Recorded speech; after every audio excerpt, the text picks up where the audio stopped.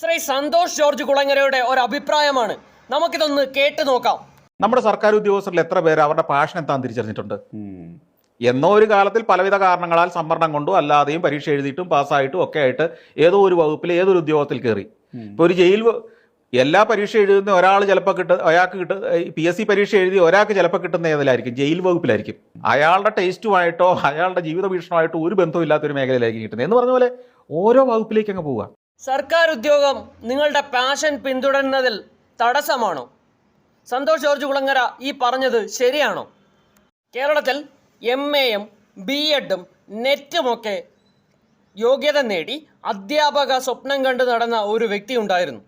അയാൾക്ക് PSC വഴി ജോലി കിട്ടിയത് ജയിൽ വകുപ്പിലാണ്. എന്നാൽ ഇന്ന് ഞാനും നിങ്ങളുമൊക്കെ അദ്ദേഹത്തെ അറിയുന്നത് ജയിൽ വകുപ്പിലെ ആ ജോലിയുടെ പേരിലല്ല, മറിച്ച് പാഷനായ ടീച്ചിങ്ങിൻ്റെ പേരിലാണ്. ആരാണ് ആ വ്യക്തി എന്നറിയാമോ? ശ്രീ മൻസൂർ അലി കാപ്പുങ്കൽ. സർക്കാർ ജോലിയുള്ള ഒരാളെ സംബന്ധിച്ച് അയാൾക്ക് നിശ്ചിതമായ ഒരു ജോലി സമയമുണ്ട്. ആ ജോലി സമയം കൂട്ടാൻ ഒരു വ്യക്തിയും മുന്നോട്ട് വരില്ല. രാവിലെ 10 മുതൽ 5 വരെയാണ് ഓഫീസ് ടൈമെങ്കിൽ ആ സമയത്ത് മാത്രം അദ്ദേഹം പണിയെടുത്താൽ മതി. ബാക്കി സമയം അദ്ദേഹത്തിൻ്റെ കുടുംബത്തിന് വേണ്ടിയും പാഷന് വേണ്ടിയുമൊക്കെ ചെലവഴിക്കാൻ സമയം കിട്ടും. സ്വകാര്യ മേഖലയിലും മറ്റും പണിയെടുക്കുന്നവർക്ക് 12 മണിക്കൂറും 9 മണിക്കൂറും ഒക്കെ ജോലി ചെയ്യേണ്ടി വരും. പാഷൻ കൈവിട്ടു പോവുകയും ചെയ്യും. ആവശ്യത്തിനുള്ള കാഷ്വൽ ലീവുകളും ലോങ് ടൈം ലീവുകളും സർക്കാർ സർവീസിൽ ഉള്ളവർക്കുണ്ട്. ഇത് പാഷൻ പിന്തുടരുവാൻ സഹായകരമാണ്. പാഷൻ പിന്തുടരുവാൻ മറ്റൊരു പ്രധാനപ്പെട്ട കാര്യം മനസമാധാനമാണ്.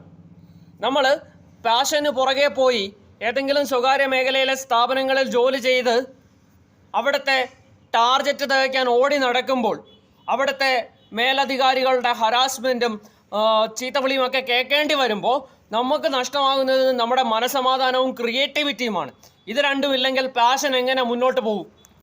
അതുകൊണ്ട് എൻ്റെ പ്രിയപ്പെട്ടവരെ, സന്തോഷ് ജോർജ് കുളങ്ങര സാറിനെ പോലുള്ളവർ പറയുന്ന എല്ലാ കാര്യങ്ങളും കണ്ണുമടച്ച് വിശ്വസിക്കുകയും ജീവിതത്തിൽ ഫോളോ ചെയ്യുകയും ചെയ്യരുത്.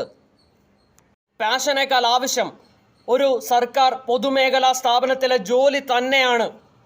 അല്ലാതെ നിങ്ങൾ പാഷനും മുറുകെ പിടിച്ച് നടന്നാൽ നിങ്ങളുടെ പാഷൻ നിങ്ങളെക്കാൾ നല്ലവണ്ണം കച്ചവടം ചെയ്യാൻ അറിയാവുന്ന ഒരുത്തൻ്റെ കയ്യിൽ നിങ്ങൾ ചെന്ന് ചാടും. അവന് വേണ്ടി അടിമപ്പണിയെടുത്ത് നിങ്ങളുടെ പാഷനും നിങ്ങളുടെ ജീവിതവും എല്ലാം നശിക്കും.